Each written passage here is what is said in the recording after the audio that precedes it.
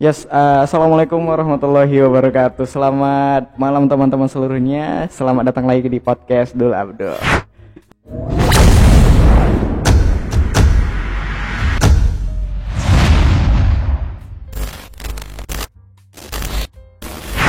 Hari ini kita kedatangan tamu lagi, tamu profesional di bidangnya dari IAKMI, Kota Padang Sidimpuan. Assalamualaikum Bang. Waalaikumsalam. Jadi sebelum kita lanjut nih Bang, boleh kenalan dulu dong Bang. Kita kan baru pertama jumpa ini. Ya, saya sendiri nama Ihram Kurnia Agusta, SKM Magister Kesehatan. Iya. Yang hari ini dipercaya diberi amanah sebagai Ketua Ikatan Ahli Kesehatan Masyarakat Indonesia Kabupaten Sidimpuan. Oh. Jadi sebenarnya Bang, IAKMI ini apa sih Bang? Kita kan baru dengar ini yang namanya IAKMI. Standnya IAKMI ini sebenarnya di mana? Ya, kami pun menyadari juga tentang mungkin nggak pala didengar. Iya. Atau juga belum lagi terkenal seperti organisasi profesi yang lain. Iya. Tapi organisasi ini sendiri adalah organisasi profesi wadah bagi lulusan sarjana kesehatan masyarakat, baik jadi level S1, S2 dan S3 pada upaya kesehatan preventif dan promotif yang berusaha untuk meningkatkan dan mempertahankan derajat kesehatan masyarakat kita. Itulah IAKMI-nya. Inilah IAKMI. Dan di Padang Sidimpuan kita baru kenal beberapa bulan ini sih Bang. Kenapa bisa gitu Bang? Ya, mudah-mudahan kita tidak membahas lagi yang masalah yang lalu-lalu ya. Lalu kita berusaha untuk menatap masa depan. Masa depan. Kira-kira. Mudah-mudahan ya kita ini ngobrol kita ini bisa asik nanti ya. Insya Allah mudah-mudahan kita ngobrolnya asik karena ya ini juga kita terima kasih banget loh Bang udah menyempatkan waktunya hadir di podcast ala-ala ini. Mudah-mudahan memang kita banyak waktu untuk lebih paling tidak mengenalkan kepada masyarakat ini tentang Ikatan Ahli Kesehatan Masyarakat. Ikatan Ahli Kesehatan Masyarakat Indonesia. Iya Bang ya. IAKMI kalau di Padang Sidimpuan kemarin saya lihat ini Bang ada kegiatan apa itu Bang yang bagi-bagi masker ya? Iya. Kalau di Padang Sidimpuan sebenarnya kegiatan dari IAKMI-nya apa aja sih Bang? Jadi kegiatan IAKMI yang sudah kita susun dalam 1 tahun ini memang sudah masuk dalam schedule kita di bulan Januari untuk pemberian masker. Karena masker ini sekaligus pemberian masker sama hand sanitizer kemarin. Iya. Sebenarnya baru untuk ke rumah ibadahnya sendiri kita kasih sabun Soplen itu pakai deterjen tuh, untuk penanganan COVID berarti ya. Untuk penanganan COVID. Nah, jadi kita harapkan masyarakat kita ini ada upaya kesehatan preventifnya, jadi pencegahannya. Jadi masyarakat ini bukan hanya untuk COVID sebenarnya perlu masker ini. Banyak dia sumber-sumber penyakit jenis yang lain yang diakibatkan oleh bakteri dan virus juga bisa kita tanggulangi dengan memakai masker misalnya. Jadi kawan-kawan atau masyarakat ini ya kita harapkan keluar rumah bisa pakai masker. Nah, itu jadi perubahan perilakunya masyarakat itu bisa lebih baik ke depannya. Jadi sebenarnya memakai masker itu baik ya walaupun sekarang itu pandemik ya kan. Jadi orang-orang banyak pakai masker. Dan sekarang itu dan kedepannya itu walaupun nanti insya Allah pandemik sudah selesai, sebagusnya memakai masker juga. Nah, jadi sebagusnya memakai masker. Misalnya saja mungkin ini ketika kita keluar rumah, Anda kenal itu kan ada asap kendaraan bermotor. Nah, itu dia kan. Itu kan karbon monoksida. Jadi karbon monoksida Bang. Jadi kan kalau kena ke badan kita itu mengakibatkan beberapa jenis penyakit kanker juga. Jadi karbon monoksida ini kalau sudah terpapar di dalam tubuh gitu ya. Kita, itulah akibat kendaraan. Makanya kalau bisa mungkin memang kita banyak manfaatnya memakai masker ini bukan hanya karena kegiatan penanggulangan COVID ini. Tapi yang pada dasarnya penggunaan masker itu sangat berefek besar untuk kesehatan kita ya Bang ya. Iya. Jadi keluar rumah gitu ya. Jadi di luar rumah, dalam rumah seperti kita ini ya buat apa juga. Ini aja social distancingnya gitulah. Perlu juga lah tapi ya kita kan sudah social distancing. Kalau di luar rumah ini kadang-kadang ke pasar misalnya kita ke tempat keramaian pas kita mau belanja, misalnya kita kan nggak bisa lagi jauh-jauh kan. Iya. Nggak bisa jauh-jauh social distancing, perlulah kita laksanakan APD kita, alat pelindung diri. Jadi alat pelindung diri kita ini salah satunya adalah memakai masker. Iya. Jadi sampai kita nanti di rumah ya pakai lagi dia hand sanitizer-nya lagi. Nah, mungkin kita megang sesuatu yang orang yang sudah terpapar kena, udah pakai juga, itu kan udah pegang juga misalnya, ya biar jangan kita kena tertular dengan itu. Harapan kita masyarakat itu bisa memelihara dan mempertahankan derajat kesehatannya, agar dia tidak mengeluarkan banyak pengorbanan lah, pengorbanan biaya lagi nanti kalau udah sakit banyak lagi. Karena lebih baik mencegah daripada mengobati kan ya. Paradigma berpikir itulah yang harus kita lebih baik mencegah daripada mengobati. Gitu. Jadi mengobati perlu, tapi lebih baik mencegah untuk kesehatan ya. Untuk kesehatan kita. Asik sih Bang. Jadi kan gini nih Bang, kita kan sekarang ini di masa pandemi, udah hampir setahun lah ya, karena kan pertama itu dibilangin di Maret ya, betul ya? Iya. Di Maret, terus sekarang ini udah Februari. Iya. Hampir setahun loh. Iya. Jadi sebenarnya kita kan di masa sekarang ini ada istilah AKB, adaptasi kebiasaan baru. Iya. So kita yang anak muda sekarang sih gimana sebenarnya untuk menghadapi COVID-19 ini dengan nuansa AKB yang ada sekarang? Kalau dalam pikiran saya, ya walau seandainya anak muda ini belum bisa menjadi agent of change-nya, belum bisa menjadi agen promotor, ya paling tidak melakukan kebiasaan baru itu. Tapi kalau bisa menjadi penggerak, bisa menjadi promotor di depan, mengajak kalangan orang tua misalnya untuk masuk kepada AKB ini, adaptasi kebiasaan baru ini, karena anak muda ini tentu sudah, artinya dari segi anak muda yang sekarang ya saya lihat itu sebenarnya sudah maju-maju, semuanya fasilitas elektronik ada. Nah itu kan banyak Bang, fasilitas media juga banyak. Sudah banyak, jadi mereka sudah bisa mendapatkan informasi lebih cepat. Dapat. Nah, jadi mulailah menjadi penggerak di keluarga kita. Start from ourselves lah ya. Baru sampai di rumah kita, di rumah, sampai di rukun tetangga. Sampai dia menjadi promotor di daerah itu gitu. Jadi harapan kita orang-orang anak-anak muda itu akan seperti itu, apalagi di bidang kesehatan. Kesehatan itu sangat penting. Bagaimana bisa kita produktif kalau tidak sehat? Bagaimana bisa kita bekerja kalau tidak sehat gitu.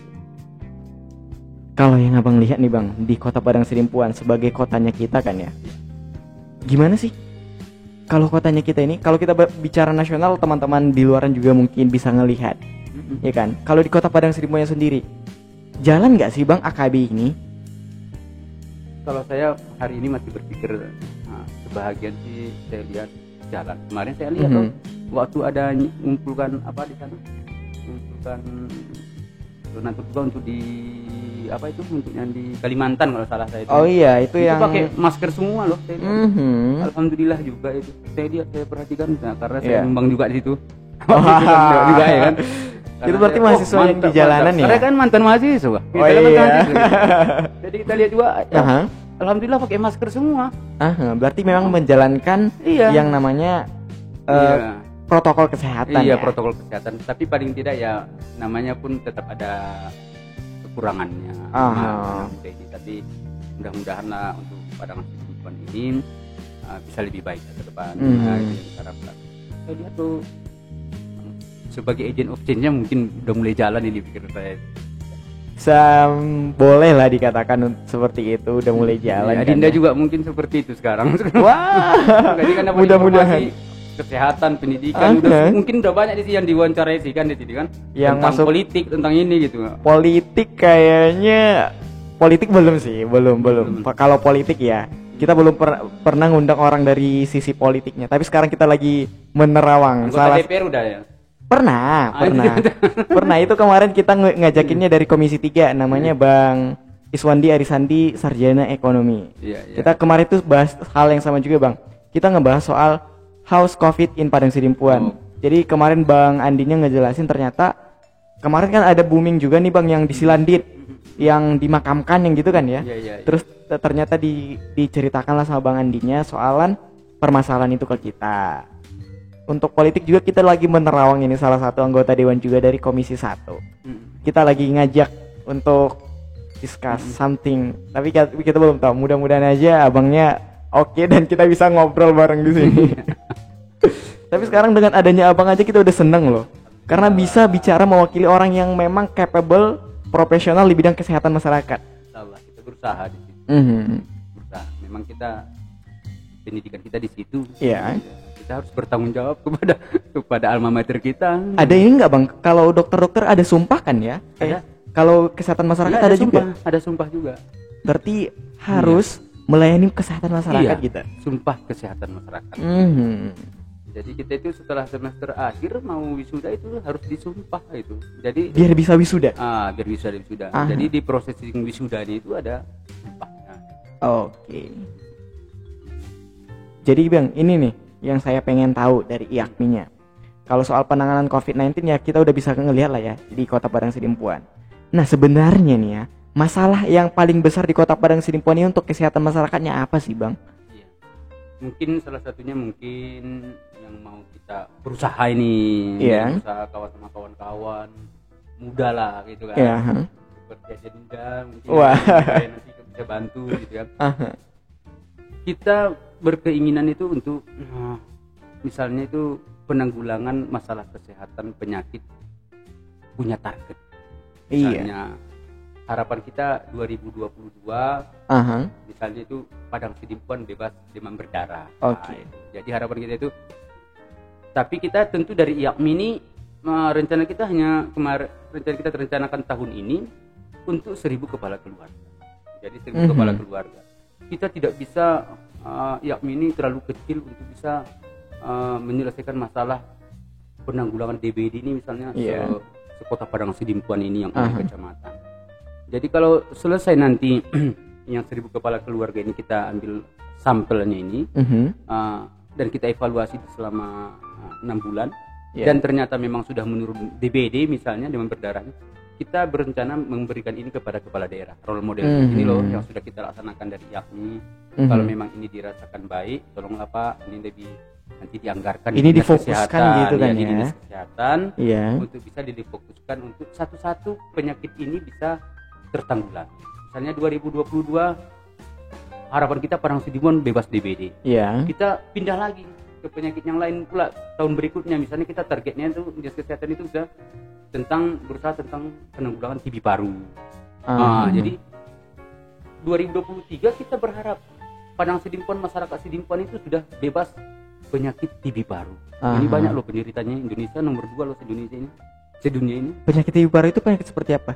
Penyakit TB paru ini adalah gangguan pada paru-paru, tidak ada pernapasan dan sebagainya, Pak. Oleh karena namanya bakteri Mycobacterium tuberculosis.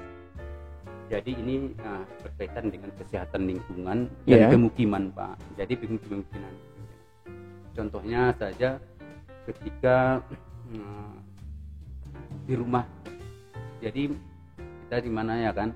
Kalau kita, jadi sebelum saya sampaikan, saya minta maaf ini karena kan banyak juga yang di mana yang belum mampu membangun rumah yang sehat. Karena memang itu tergantung juga dengan kemampuan ekonomi seseorang kan. Iya, tapi paling tidak ya walaupun dari kayu misalnya, itu dia rumahnya itu harus bisa bebaslah udara itu, sinar ultravioletnya masuk. Sinar ultraviolet itu banyak. Karena Mycobacterium tuberculosa ini dia mati oleh sinar ultraviolet, Bang. Nah, itu ya. Berarti memang sinar matahari pagi itu bisa membunuhnya. Membunuh dari Mycobacterium tuberculosa ini. Nah, jadi banyak dia di perumahan-perumahan yang rumah-rumah yang dempet-dempet itulah. Dempet itu hanya ada pintu tapi jendela tidak ada misalnya itu kan. Itu mungkin yang padat-padat lah penduduk. Berarti perumahan-perumahan itu sebenarnya kurang bagus secara kesehatan. Perumahan yang sehat itu kan salah satunya pertama kan ada dia pencahayaan. Ada ventilasinya. Ventilasi ini lah Pak yang tadi kita singgung. jadi sumber air minum aja. Tapi syarat dasarnya itu kalau rumah sehat itu menurut Permen ke-7 tahun 1975 itu rumah sehat itu adalah salah satunya tentang ini. Pertama ada atap, ada dinding, ada lantai, ya, ada ventilasi, ada pencahayaan. Baru rumahnya itu ada bersekat-sekat. Jadi kalau sekolah Pak, ruang sekolah nggak rumah tuh Pak. Ruang sekolah kan kolong deh. Nggak rumah ya kan. Ya itu cuma petak aja udah tok. Itu nggak belum rumah itu, belum rumah. Jadi ada sumber air minumnya, ada dia memang apanya untuk apa ya? Toiletnya, ada dia untuk bisa air besar, kecil dan sebagainya. Ada kamar mandi misalnya itu. Baru juga ada juga dia sarana bermain anak-anak juga, itu syarat tambahannya. Tapi yang utama tadi itu adalah udara bisa masuk, sinar matahari bisa masuk, ruangan bersekat, dan lingkungan bersih. Ini atap ya? Ada ini apa? Dalam kriteria rumah sehat Pak. Jadi kriteria rumah sehat itu ada dinding, ada lantai, ada atap, ada ventilasi, ada pencahayaan. Itu kira-kira. Jadi ada sumber air minum yang bersih, yang bisa bersyarat kualitas air minum. Kalau di Padang Sidimpuan sih sebenarnya kalau untuk sumber air minum masih melimpah lah ya Bang ya. Alhamdulillah, mudah-mudahan lah. Jadi jangan tempat banyak sudah tercemar gitu ya. Jangan sampai tercemar. Sama-sama kita jagalah masyarakat Sidimpuan menjaga sumber air minum kita. Jadi biar tetap sehat. Sebenarnya orang Padang Sidimpuan sadar nggak sih Bang soal kesehatan? Kalau saya sih, namanya kita berusaha. Tadi kan Adinda bilang, ya ini baru saya dengar.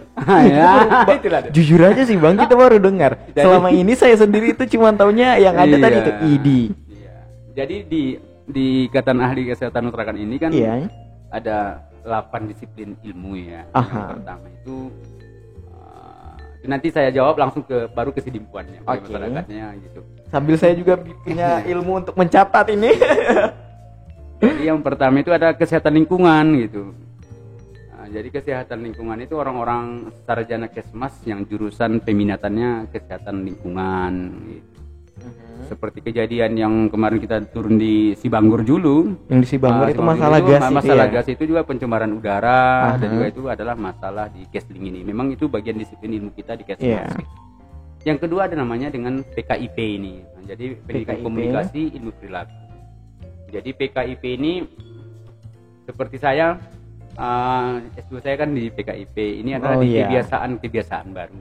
Seperti yang tadi itu. Seperti AKB itu masuk dalam PKIP ya. Jadi orang PKIP lah yang merumuskan ini gitu lah. Merumuskan ini bagaimana biar masyarakat itu bisa caranya biar cepat masyarakat itu bisa mengadopsi ini AKB ini, mengatasi permasalahan ini gitu bisa ya. mengadopsi AKB ini biar bisa masyarakat tersosialisasi dengan benar misalnya itu. Biar pakai masker di luar rumah. Berarti sampai di rumah pakai sanitizer. 3M itu berarti usulan dari orang-orang PKIP dong. Harusnya. Jadi mudah-mudahan orang pusat itu orang-orang PKIP lah. Jadi ketiga tentang epidemiologi. Jadi ini berbicara tentang penyebaran masalah kesehatan. Seperti pandemik ini. Epidemik ini. Jadi epidemi adalah itu namanya itu lagi sporadis gitu, kejadian pada saat tertentu gitu ya. Jadi yang jarang kita pelajari di sana itu. Jadi orang-orang epidemiologi inilah yang merumuskan bagaimana sih yang harusnya bisa kita mengeliminir korbannya, meminimalisir korban meminimalisir korbannya. Biar jangan yang orang yang sehat, yang udah sehat tetap sehat, yang orang sakit kita sehatkan. Jangan makin sakit ya. Jangan makin sakit kita sehatkan gitu. Iya, betul. Jadi, sih. Di epidemiologi ini karena saya pernah belajar juga beberapa SKS gitulah kan.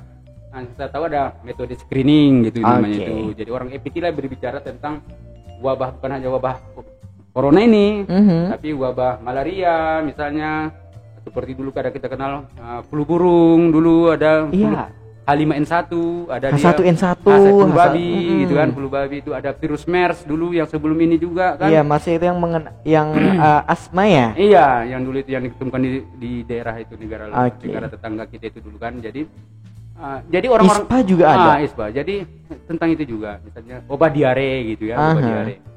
Jadi orang-orang epidemiologi inilah yang merumuskan bagaimana kebijakan ini biar jangan dia sampai menyebar, luas sampai dia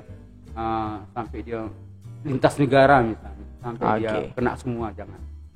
Jadi kalau bisa orang inilah yang bekerja keras merumuskan ini loh yang harus dilaksanakan, sehingga bisa dilaksanakan oleh pemerintah dan masyarakat. Baru yang terusnya, yang keempat itu namanya tentang gizi gitu. Gizi ya. Jadi orang gizi ini satu Kesmas gizi ini adalah tempat konselingnya gitu. Harusnya di puskesmas itu orang gizi itu orang itulah dia yang udah Kesmas itu. Akhir dari pelayanan kesehatan di puskesmas harusnya di konseling gizinya. Misalnya orang yang bayangkan orang penyakit gula, diabetes gitu. Mereka kan sudah kasih obat nih, udah dikasih obat, udah diperiksa dokter, udah diperiksa dokter, udah dapat dia berapa jumlah apanya, misalnya tinggi gitu gulanya, di atas 130 kan udah tinggi itu. Akhir pelayanan itu harusnya di konseling gizi. Berarti Anda ini penyakit diabetes, Anda itu yang boleh makan ini jam makan ini kan harusnya tetap jam 7 pagi ya jam 7 pagi. Jam baru dia siangnya makannya jam 2 ya jam 2 siang atau jam 1 siang terus. Baru yang malamnya jam berapa sebelum maghrib misalnya. Dan juga apa yang boleh dimakannya. Misalnya itu kalau karbohidratnya, apa jenis karbohidratnya? Apa kira-kira buah-buahan yang boleh? Apa kira-kira yang minuman yang boleh? Karena itu semua berpengaruh kepada kesehatan. Itulah kesehatan itu. Jadi dia karena yang sesuai untuk bisa menanggulangi melaksanakan pencegahan terjadinya bapak itu drop, karena dia diabetes ini adalah salah satu faktor risk faktor untuk terjadinya penyakit-penyakit yang lebih berbahaya. Misalnya akan terjadi penyakit jantung, ada penyakitnya paru-paru, penyakit-penyakit yang lain. Itu kebanyakan dikarenakan faktor risiko dari DBD ini, dari apa ini, dari diabetes ini, diabetes mellitus ini. Itu juga dengan asam urat, kolesterol tinggi. Itu penyakit-penyakit yang sangat memasyarakat, Bang. Itulah dia. Jadi harus ngerti. Jadi di puskesmas ini sebagai pusat-pusat kesehatan masyarakat, akhir pelayanan itu memang idealnya ini. Idealnya itu di konseling gizi. Akhirnya baru masyarakat itu dapat dia. Jadi orang-orang gizi Kesmas ini kasihkan brosur, siapkan brosur ya. Nah ini loh paginya yang boleh makan, siangnya ini loh, malamnya ini. Jenis makanan untuk penderita ini gitu. Nah, jadi inilah orang-orang gizi. Jadi nomor berapa tadi? Itu keempat. Yang pertama kesehatan lingkungan, kedua PKIP, ketiga epidemiologi, keempat gizi. Jadi ada lagi namanya itu tentang K3 gitu ya. Jadi kecelakaan keselamatan kerja. Jadi perusahaan-perusahaan ini harusnya ada ahli K3. Jadi mereka itulah nanti yang memonitor karyawannya dan juga masyarakat setempat. Karena nanti kan banyak itu di human error. Kan itu kan? Atau lagi yang berkaitan dengan misalnya kecelakaan karyawan. Bagaimana harusnya APD-nya, alat pelindung diri masyarakat. Apa ini karyawannya? Pelindung diri. Misalnya kan karyawan itu harus pakai sarung tangan, harus pakai kacamata, harus pakai pelindung kepala. Misalnya bisa jadi kerjaan itu di bidang itu gitu ya.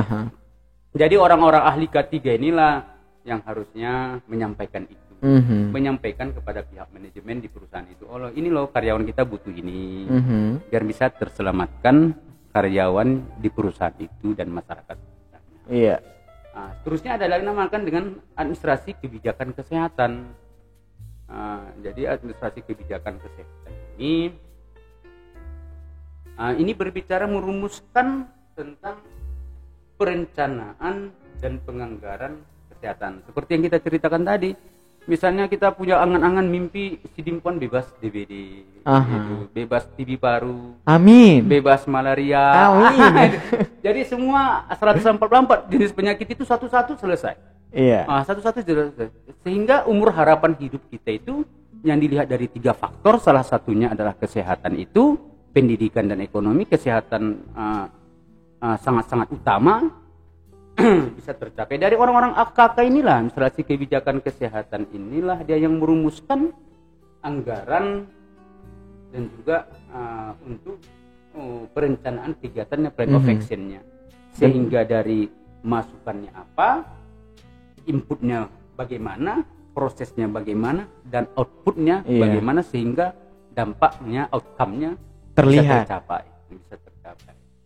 Jadi orang administrasi kebijakan kesehatan inilah yang bisa sampai mereka itu merumuskan yang seperti implementasi dari Undang-Undang 36 tahun 2009 misalnya, Permenkes 75, misalnya itu tentang puskesmas itu. Yang di sana disebutkan itu tentang pembangunan Indonesia itu harus berwawasan kesehatan. Pembangunan Indonesia itu harus berwawasan kesehatan. Artinya itu apa? Harusnya itu pembangunan di segala bidang harus dilihat aspek kesehatannya. Membangun sekolah harus jelas kesehatannya, sanitasinya bagaimana, sanitasi kesehatan lingkungannya bagaimana, sesuai dengan yang abang sebut tadi ya, yang ada dinding, atap, udara, yang itu ya. Kan itu misalnya itu harus dilihat juga. Jadi dia pro kepada kesehatan, itu maksud pemerintah itu. Jadi orang-orang kita stakeholder pemangku kepentingan kita di pusat itu udah bagus. Tinggal implementasi kita di sini itu yang menafsirkan itu bagaimana dalam kegiatan kita sehari-hari.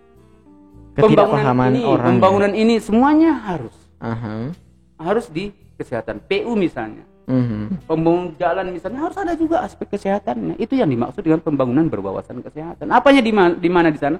Ada drainase sampingnya, kanan kiri. Kan itu kan biasanya bukan hanya dibangun jalan itu, tapi ada paret kanan kiri. Itu adalah aspek kesehatan. Tapi banyak sekarang yang nggak ada sih bang. Yang seperti abang sebut tadi, pembangunan jalan. Masih ada aja jalan yang tidak ada drainasenya. Itulah. Kalaupun ada, sebahagian lokasi itu juga tidak terawat drainasenya hingga air itu tetap meluap ke jalan. Itulah dia. Jadi tanpa kita sadari bahwasanya yang dilaksanakan pemerintah itu adalah sudah baik. Ini ternyata ini pro kepada kesehatan. Kita nggak sadar itu ternyata pembangunan sekolah ini bagus. Bagus ya. Tidak ada meluap ke sana kemari gitulah, ada itu MCK-nya bagus gitu kan sebagainya. Itu adalah memang berarti dia secara tidak sadari bahwasanya kita membangun itu sudah pro kita kepada kesehatan itu. Sudah pro. Jadi semualah aspek segala hal itu pemerintah menyampaikan itu melalui undang-undang kesehatan itu. Bahwasanya segala aspek pembangunan harus berwawasan kesehatan. Jadi seterusnya nomor 7 sekarang. Ya, sekarang nomor 7 itu namanya dengan itu biostatistik. Jadi biostatistik ini biasanya orang-orang yang bermain dengan data gitu ya. Dengan data. Misalnya di Pusat Data dan Informasi Kesehatan Nasional Pusdatim gitu. Ada Pusdatim, Pusat Data ya. Informasi. Keren juga itu sebutannya singkatannya. Jadi ada juga itu kan. Jadi Anda bayangkan data dari puskesmas ini, data dari puskesmas ini kan digodok Dinas Kesehatan Kabupaten Kota melalui SIMPUS, Sistem Informasi Manajemen Puskesmas. Kalau di rumah sakit ada namanya SIMRS, Sistem Informasi Manajemen Rumah Sakit. Ini sampai ini kepada Dinas Kesehatan Kabupaten Kota, dikirim Dinas Kesehatan Kabupaten Kota kepada Dinas Kesehatan Provinsinya. Dari Dinas Kesehatan Provinsi akan mengirim ini kepada Pusat Data Informasi di Kesehatan di Kementerian Kesehatan. Jadi orang-orang yang bermain dengan data ini biasanya orang-orang biostatistik. Dan namanya pun biostatistik, statistik kesehatan. Tapi orang-orang biostatistik ini tetap belajar kesehatannya kan, Bang? Mereka tetap pada upaya kesehatan preventif dan promotif dia. Jadi kita ini kesehatan preventif mencegah lebih baik daripada mengobati. Dan mempromosikan kesehatan. Kesehatan penting loh. Bukan penting banget sih bang. Itulah dia. Gimana kita mau maju kalau kita nggak sehat? Itulah dia. Gimana kita bisa berkembang kalau kita nggak sehat? Itulah yang pasnya. Bagaimana kita berusaha kalau kita tidak punya badan yang sehat, mempunyai jiwa yang sehat. Sehat itu sendiri adalah keadaan sejahtera jiwa, badan, dan sosial yang memungkinkan setiap manusia hidup produktif secara sosial dan ekonomis. Itu adalah definisi sehat itu, WHO itu, Organisasi Kesehatan Dunia. Jadi jiwanya duluan. Berarti kesehatan itu mulai dari jiwa, badan, dan sosial. Sosial itu berhubungan dengan orang lain. Kalau istilah orang sini marpecat doho katanya kan itu kan enggak jangan ngomongan sampai misalnya enggak ngomongan itu biasanya kurang lah sehatnya itu. Kita anak-anak sering bilang yang marlambis. Ya, jadi dalam keluarga itu misalnya abang adik itu misalnya tukang tutup dan sebagainya itu yang memungkinkan hidup manusia secara produktif. Jadi produktif itu dinamis bergerak. Jadi berusaha bergerak semua. Orang mahasiswa, orang yang bekerja, kantoran seperti apa berusaha tiap hari adalah orang-orang yang produktif. Gitu. Jadi kalau contohnya misalnya orang yang kaya gitu, warisan gitu ya. Warisan misalnya. Kaya karena warisan. Iya warisan. Tapi nggak mau lagi kerja apa-apa di rumah aja, orang banyak duit dan sebagainya, kemana-mana gitu kan. Nah, itu dia. Tapi nggak bergerak dinamis. Itu bukan masuk dalam kategori itu. Bukan masuk dalam kategori sehat. Itu misalnya. Secara sosial dan ekonomis gitu. Oke. Nah, jadi ekonomis itu tadi sosial cerita, ekonomis itu adalah pendapatan itu kalau bisa melebihi daripada dalam pendapatan hariannya melebihi dari kebutuhan satu hari. Misalnya kalau pendapatannya itu 100.000, pengeluarannya 50.000, itu ya pendapatannya. Ada kategorisasi nggak sih bang untuk itu? Enggak ada sih ya. Cuman ekonomis harusnya di pendapatannya. Jadi dia bisa untuk kebutuhan yang lain. Kalau hanya cukup dia untuk kebutuhannya 50.000 dia pengeluaran satu hari, pendapatan 50.000, berarti kan dia tidak bisa mendapatkan akses informasi misalnya itu. Kan? Informasi tentang kesehatan, informasi tentang kebutuhan-kebutuhan yang lain. Karena itu juga sangat penting untuk mendukung penopang kehidupan yang dijalaninya. Sebisa mungkin jangan lebih besar pasak daripada tiang. Itulah. Jadi itu orang sehat itu itulah yang tadi saya sampaikan. Jadi yang terakhir 8 itu cash pro. Nah, ini kesehatan reproduksi dia. Jadi kesehatan reproduksi ini adalah orang-orang yang biasanya lulusan dari D3 kebidanan. Nyambung ke S1 kesehatan masyarakat. Nah, itu ambil S1-nya di Kesmas. Jadi inilah masih berkutat juga di metode di persalinan di K1, K2, K3, K4. Kunjungan 1 kali ibu hamil bagaimana? Kunjungan 2 kali ibu hamil, kunjungan ketiga kali ibu hamil, dan 4 kunjungan keempat. 1 kali di trimester pertama, 1 kali di trimester kedua, dan 2 kali minimal di trimester ketiga. Soal cash pro nih bang, saya tiba-tiba di pikiran terbenak kayak gini. Zaman sekarang kan anak muda itu pergaulannya udah bebas. Dikatakan bebas lah ya. Mau kemana aja bisa, mau ngapain aja suka-suka mereka. Tiba-tiba mau nikah. Itu kan ya. Dan banyak keluhan yang ternyata udah goal duluan sebelum jadi. Gimana sih sebenarnya kalau kita ini melihat kesehatan reproduksi ini dari sudut pandang cash pro itu sendiri, gimana melihat fenomena yang terjadi saat ini gitu? Jadi yang kita lihat ini sebenarnya dalam satu ini harus kita bagi dalam 2 sisi gitu. Jadi yang pertama adalah dalam disiplin ilmu cash pro ini sendiri gitu ya. Jadi cash pro sendiri ya kan yang kehamilan yang rawan itu adalah orang yang sangat usia muda dan juga yang usia tua itu ya. Misalnya udah 40 tahun ke atas itu udah mulai gimana ya gitu ya. Jadi harus sudah riskan itu udah berisiko kehamilan. Jadi di antara itu mungkin sampai pada usia normalnya itu ya, sampai usia yang standar itu mereka itu masih bisa dalam kategori normal misalnya. Jadi bagaimana dengan yang gol duluan yang Anda bilang itu? Iya banyak bang sekarang yang gol duluan. Kita jawab mungkin dalam perspektif ya agama misalnya. Baru hari ini sudah ada dia namanya itu kantor dinas perlindungan perempuan dan anak. Itu ya, jadi perlindungan perempuan dan anak itu mungkin ke sana arah. Bagaimana melindungi para wanita, dan ini bukan hanya para wanita, laki-laki juga kan itu kan? Iya sih. Iya. Jadi kan gini, jadi kan para wanita juga laki-laki. Kenapa? Karena terlalu muda mereka itu. Misalnya usia SMP udah gol duluan. Gimana? Banyak bang.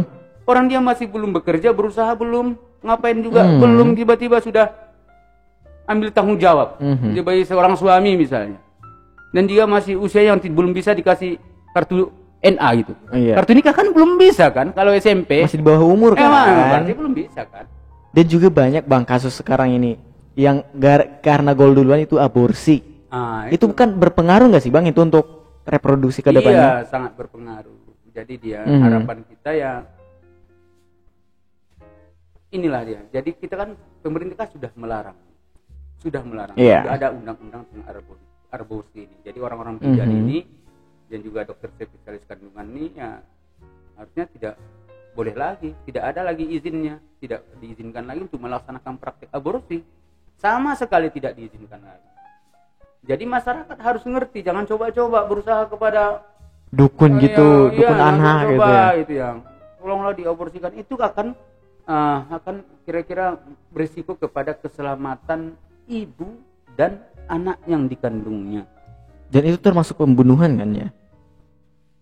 Kalau bagi saya aborsi ini, apalagi umurnya misalnya itu kan gini, kalau sudah berumur dia 2 bulan, iya, 2 bulan lah atau 3 bulan kan itu bukan setitik lagi dia, bukan setitik lagi. Kalau bagi kita yang muslim ya udah ditiupkan ruh gitu. Udah di 40 hari. 40 hari kan udah berlebihnya sebenarnya 2 bulan kan itu. Iya. Sumayakunu alaqatan, sumayakunu mudghatan. Kan itu kan? Dari segumpal darah. Iya, bakas warna isomalah gitu, gitu kan. Sampai dia jelaslah dia pembunuh. Oke. Jelaslah.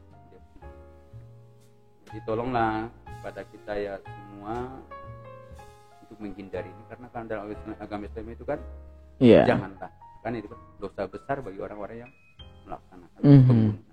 Lu tuh dengar tuh, itu bukan dari saya. Jangan pernah aborsi. Buat kalian yang keceplosan jangan deh. Ingat-ingat aja dosa lu, udah banyak gitu. Jadi mudah-mudahan. Mudah-mudahan ya. Ada manfaatnya kita yang wawancara malam ini. Jadi itu ya, aborsi itu bukan cuman yang agama aja yang larang. Kesehatan juga sangat melarang aborsi. Berpengaruh banget ke rahim-rahim lu semua. Ingat tuh. Jangan sampai gol duluan. Jadi itu ya Bang ya, kalau tadi itu soalan SKM itu ada 8 tadi ya kan ya, dari kesehatan lingkungan, PKIP, epidemiologi, gizi, K3, administrasi kesehatan tadi, biostatistik dan kesehatan reproduksi. So gimana Bang pertanyaan saya yang terakhir tadi soal kesehatannya di Parang Sidimpuan nih. So gimana sih kita biar lebih hidup sehat gitu? Itu mungkin pertanyaan terakhir kita deh di diskusi malam ini.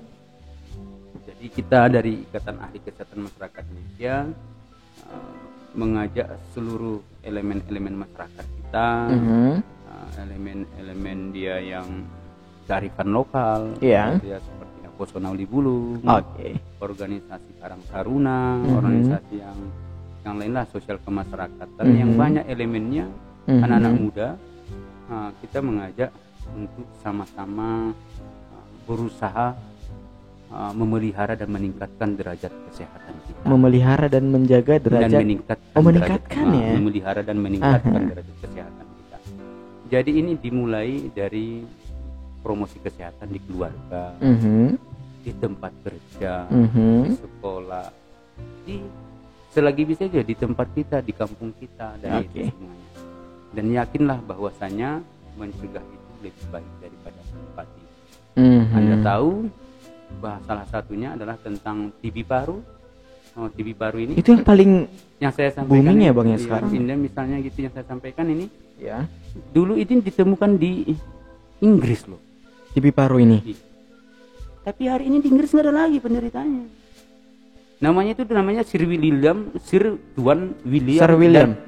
William dan Dole dan Hill. Sir William Dole and Sir William Hill. Ini saudara ini. Jadi mereka ini menemukan TB paru ini. Tapi hari ini tengoklah, Inggris itu adalah sudah negara maju yang tidak ada lagi penderita TB parunya, tidak dikenal mereka lagi misalnya. Dan bahkan hari ini di tempat kita yang banyak, Indonesia yang banyak. Jadi inilah dia pentingnya kita ini, bagaimana kita sampai harapan kita sampai pada kalau kita sering dia melaksanakan. Apa itu buktinya, bukti otentiknya ya kita berusaha misalnya meningkatkan, misalnya sering berolahraga, baru pola makan yang seimbang, pola tidur yang teratur, sering melaksanakan cek kesehatan, controlling kesehatan. Tadi kita cerita tentang gizi, misalnya tadi konsumsi kita. Bahkan dalam tadi kita sudah sampai cerita membangun rumah kita gitu ya. Bahkan sampai membangun rumah ya. Kita ke konselingnya, ke orang counseling. Gimana sih Pak orang counseling, gimana biar rumah saya itu sehat? Karena itu sampai ke situ juga ada ilmunya. Suatu saat sampai ke situ. Jadi orang-orang yang sampai ke sana adalah sudah mulai berpikir di negara-negara maju. Kita kan sudah negara berkembang. Mudah-mudahan kita menjadi negara maju lah beberapa. Semoga aja dengan adanya konsep ataupun visi Indonesia Emas. Iya. 2045 ya kan. 2045. Semoga lah kita bisa berubah status dari negara berkembang menjadi negara maju. Amin. Oh ya. Karena kan sampai sekarang juga perubahan itu dari teknologi yang bisa kita lihat. Dari 3.0 sekarang kita di masa 4.0 dan sekarang juga udah mau beralih ke 5.0 yang kita mau nggak mau, bisa nggak bisa, siap nggak siap, harus mau menerimanya. Iya. Ready or not, gitu. Iya.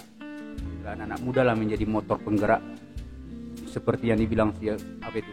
Ki Hajar Dewantara. Aha. Ingmar apa katanya? Ingarso Sungtulodo. Ingmadia Mangun Karso. Tutburi. Di depan, di tengah, di belakang semua jadi panutan. Itu artinya dia. Itulah anak muda itu. Jadi anak itu sebagai agent of change yang mengajak manusia pada perubahan knowledge, perubahan perilaku, human behavior, perubahan perilaku yang bagaimana kepada yang lebih baik, yang positif.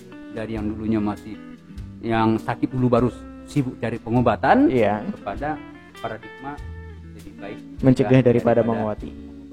Karena sekaya apapun kamu, kesehatan itu lebih utama, Bo. Lu bahkan gini kan, Bang. Kentut aja orang merasa itu jijik, tapi kalau kamu nggak bisa kentut, itu bayarnya mahal loh. Mahal bayar kalau nggak bisa kentut itu. Orang merasa kalau kentut itu jijik, kentut. Harusnya kita bersyukur kalau orang itu masih bisa kentut. Nggak bisa, itu harus operasi nggak sih, Bang? Iya. Harus kan ya? Biayanya itu mahal, jadi kesehatan itu sangat penting. Jaga kesehatan kamu, jangan sampai merusak orang lain. Apalagi kita berada di era di masa pandemi ini.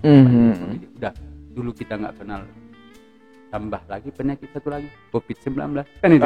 Iya, makin parah. Udah banyak penyakit kita yang belum selesai, tambah lagi muncul penyakit baru kan itu kan.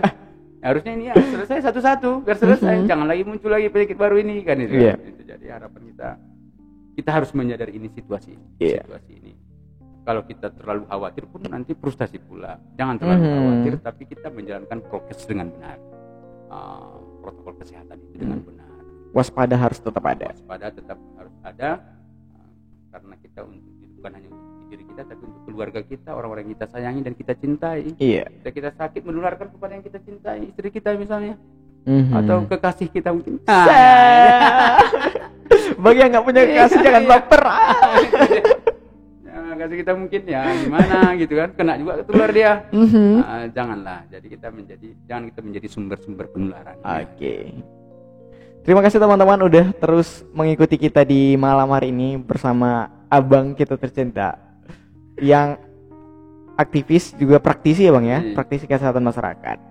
Terima kasih teman-teman sudah terus mengikuti kita. Sampai jumpa lagi di perbincangan kita, diskusi kita lainnya dengan tamu-tamu kita lainnya yang ada di podcastan ini. Maaf kalau ada kesalahan kata, akhir kata kami ucapin assalamualaikum warahmatullahi wabarakatuh.